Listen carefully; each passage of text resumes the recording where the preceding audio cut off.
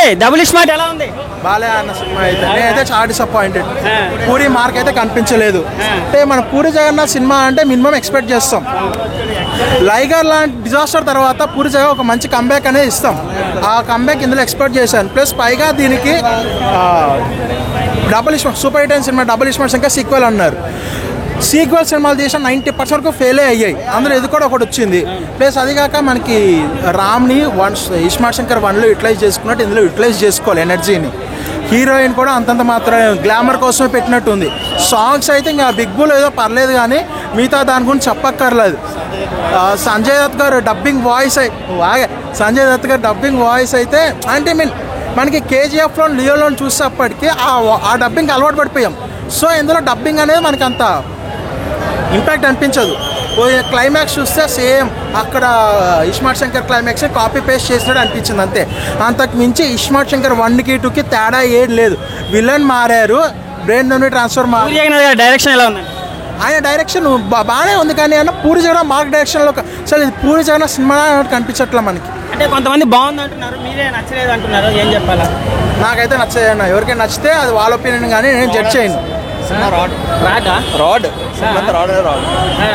Cinema అయితే బాగా rod. Ali గారిని ఎందుకు పెట్టారా అంటున్నారు, మీరేమంటారు? అంటే కామెడీ ట్రాక్ కోసం బెటర్. మనకి ఈడియట్ సినిమా చూసుకుంటే కనుక స్టోరీ ఒకలా వెళ్తుంది, అలీగా ట్రాక్ ఇసుక చల్లడం కామెడీ, సో అది వర్కౌట్ అయింది. సేమ్ దానిలాగే ఇందులో కూడా సెపరేట్ ట్రాక్ పెట్టారు, కానీ ఆ ట్రాక్ బాగుంది సినిమా కంటే. ఓవరాల్గా రాడా ఆ ట్రాక్ ఎండింగ్ లేదన్న.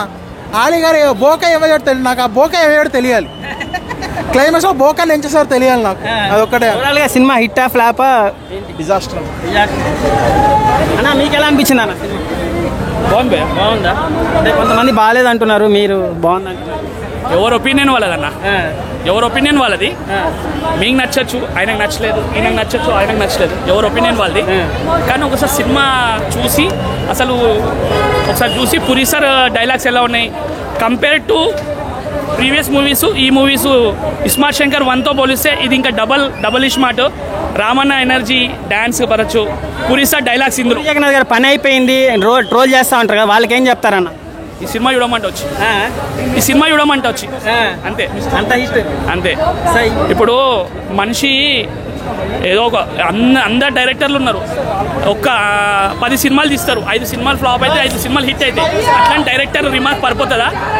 పూరి సార్ 100 సినిమాలు ఫ్లాప్ అయినా మేము ఆయన ఎప్పుడే స్టార్టింగ్లో ఎలా ఆదరించామో చనిపోయేంత వరకు పూరి సార్ని అలాగే ఆదరిస్తాం. ఓకేనా? పూరి సార్ మార్క్ అనేది ఉంటుంది. మూవీస్ హిట్ అండ్ ఫ్లాప్ లైఫ్లో మీది కూడా. ఇప్పుడు మీరు జాబ్ చేస్తున్నారు, సక్సెస్ ఫెయిల్యూర్ ఉంటుంది, అప్ అండ్ డౌన్స్ ఉంటాయి.